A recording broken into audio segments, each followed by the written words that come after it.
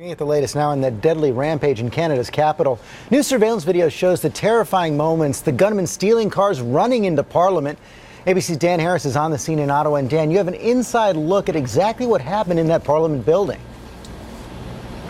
George, this footage really is extraordinary. And not only this morning are we getting this new up-close look at what happened inside the Parliament building, which, by the way, is right behind me, but we're also getting some strange new insight into the mind of the alleged shooter. You are looking at a lone wolf terror attack in progress. Police say that is suspect Michael Zahaf Bibo. Watch as he leaves his car and bolts toward the Parliament building, gun in hand. Just moments earlier, he had allegedly shot and killed Corporal Nathan Cirillo, who'd been guarding the tomb of the unknown soldier right nearby. Now at the Parliament building, people in the gunman's path are frightened and fleeing. And look what he does next, stealing this black car, driving it around to the front steps, and then jumping out when the thing's still moving. As he races inside, there are officers in hot pursuit. Once inside, that massive gunfight, which ended with the Parliament's Sergeant-at-Arms, this man, Kevin Vickers, shooting and killing Zahaf Bibo. In this new video, you can see Vickers in the immediate aftermath, gun still in hand. And here he is on Thursday on the floor of Parliament, a standing ovation for the man who ended the attacks. This morning, we're learning much more about the suspect.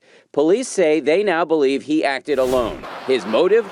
They think this Muslim convert wanted to go to Syria and was frustrated that he was having trouble getting a passport. I'm not inside his head, but I think it was central to what was driving him. Worth noting, Zahaf Bibo had a long rap sheet, including drug and robbery charges. Also this morning, we're getting a sense of how close the shooter came to Stephen Harper, the Prime Minister of Canada, once he stormed the Parliament building. The gunman then came directly through this entryway where he started tangling with some of the guards. Shots were fired, and that's when the gunman started running, again with bullets flying at him, directly down this hallway.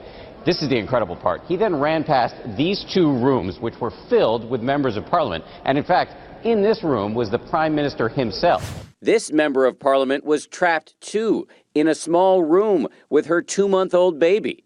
Were you terrified? You must have been terrified. I was terrified, of course. How can I make sure the baby is not yelling and crying? Because we were hiding, and I did not want anyone to find us.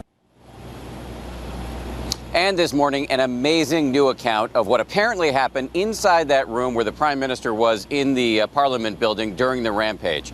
According to a local newspaper, he was hidden inside a closet while members of his party, other members of Parliament, took the various flags that were located around the room. They snapped the flagpoles, turned them into spears, and started guarding the door. So imagine that, Robin. You have one of the most powerful men in the free world hiding in a closet while men with spears are guarding him. That's quite a scene. All right, Dan, good to have you there in Ottawa. Thank you.